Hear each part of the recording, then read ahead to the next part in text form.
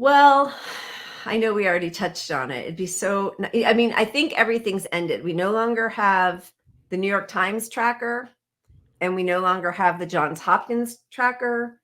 I think only 25 of the 50 states are even bothering to report, and that's once a week. So now we are finding out study shows COVID-19 rates were likely 40 times higher than the CDC estimates during the BA4 and BA5 dominant period in the US.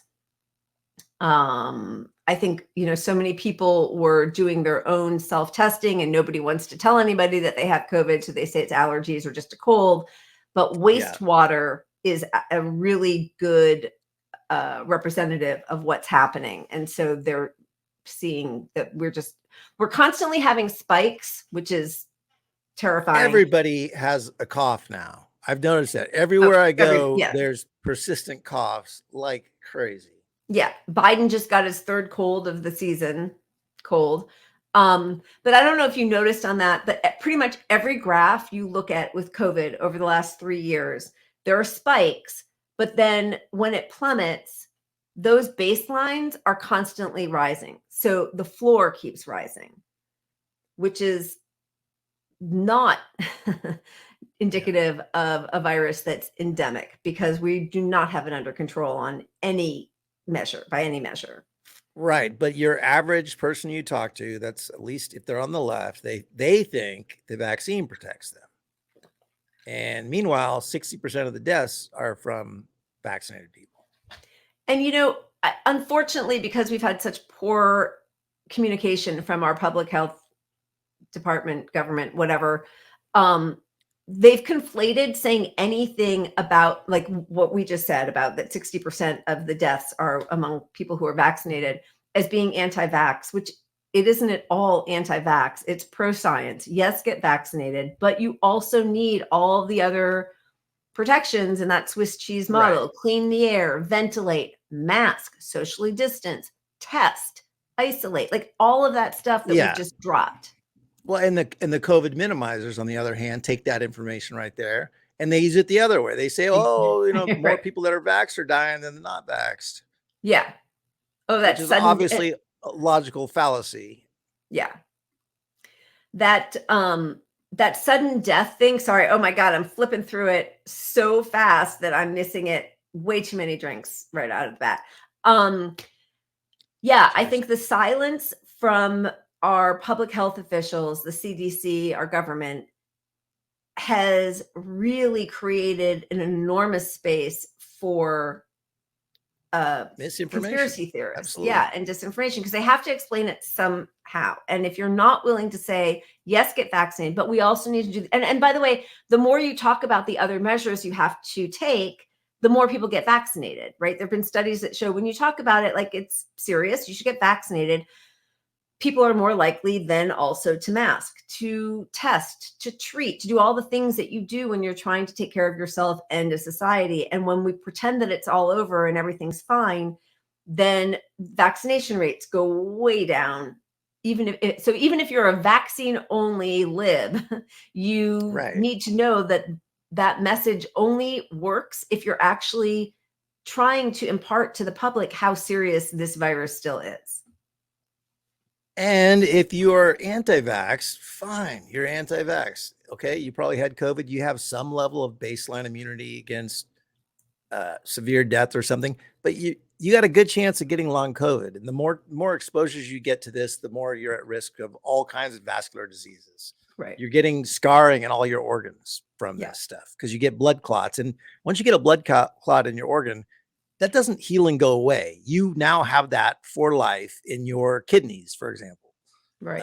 So it deteriorates the function of these organs when you have a clot, and that it's happening over and over again. And we're at a rate right now of everyone getting COVID on average 2 to 3 times a year. And again, they're talking about it as though it is airborne AIDS. It weakens your immune system.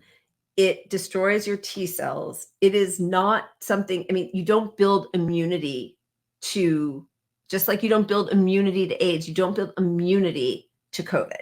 That's not how it works. It slowly deteriorates your vascular system and your organs.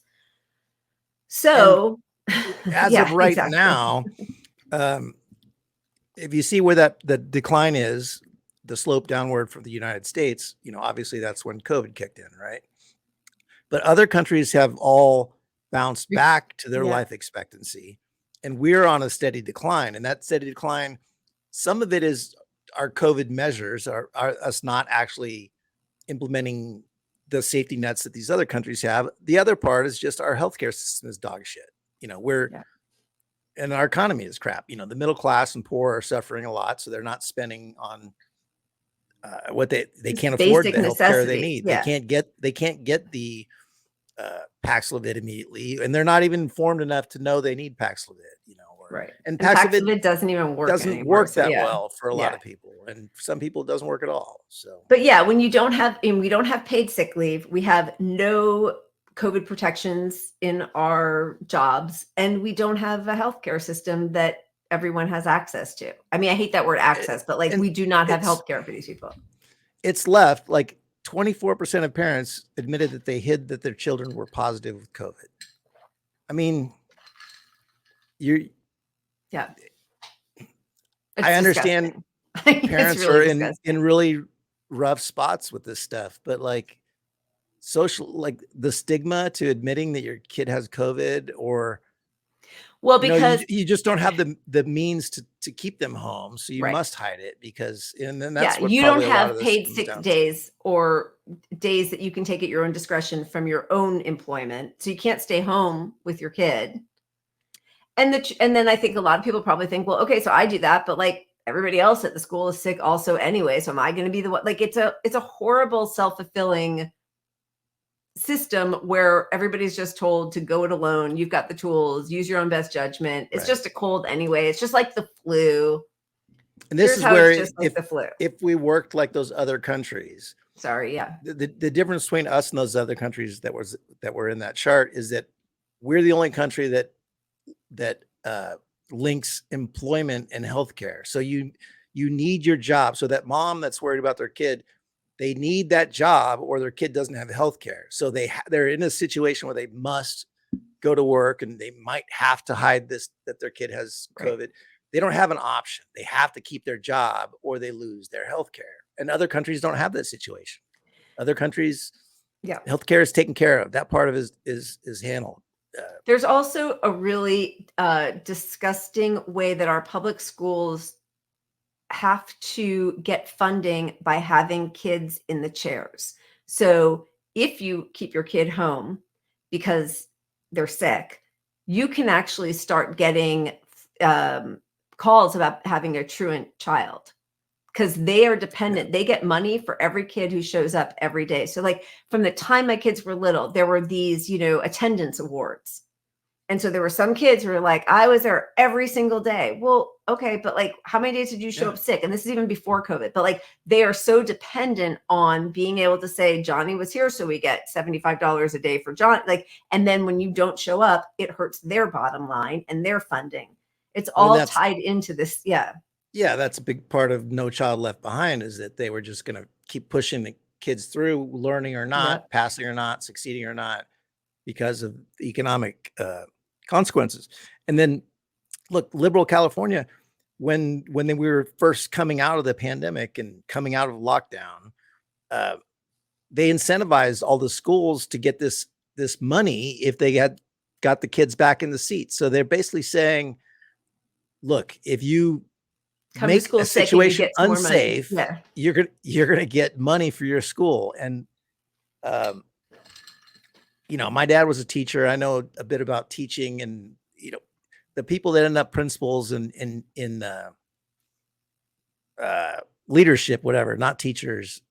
Most of them, they're the most capitalist people, because they go into that because of the money. They not everybody. I don't want to criticize everybody that's a principal or in the administration, but largely they're opportunists that become the principal and in these administrative positions in the school districts, and they have higher aspirations. They go from that to some other job, so they're incentivized to get these kids back into class. Safety be gone.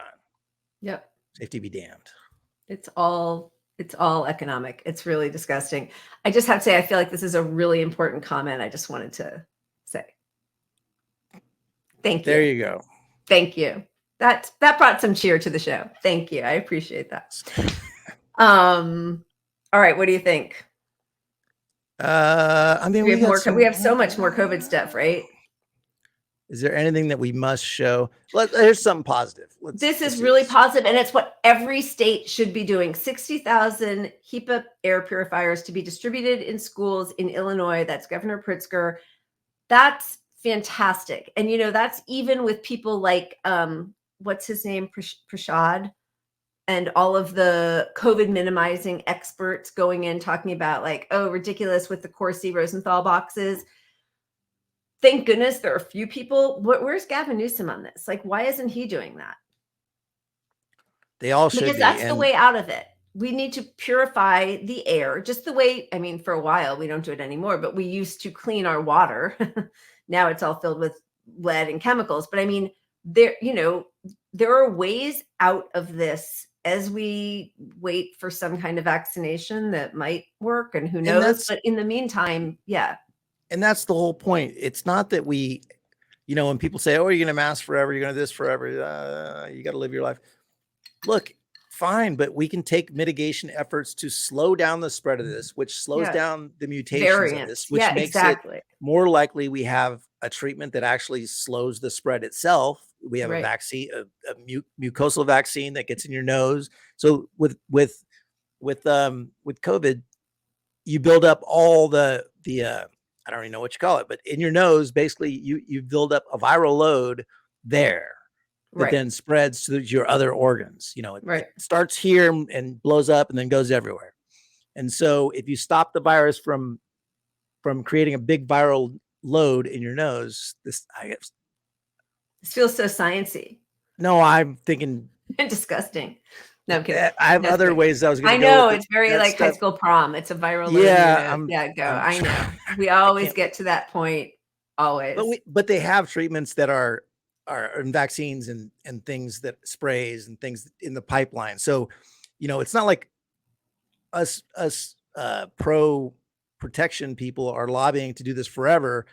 It just makes logical sense to push wearing a mask for a little longer, because these things, if we get to these things, we save a fucking ton of lives. And forgetting about deaths and disability, look at all the long COVID people. And we're just learning now. We don't know how to treat long COVID. So stay the course a little longer, folks. That's the whole. I also think this idea of I just have to live my life. And I mean, again, I know I'm the one who just talked about, being inside twice in the last 10 days, but for the most part, and I'm super lucky that, I live in a place that's warm a lot of months of the year, so I can eat outside, be out. I don't feel like it's really made a huge dent in my life as much as if I got sick and had long COVID, if I died, if my kids get sick, I don't really understand the issue with taking just a few small precautions, testing before you get together with people, all of that just feels so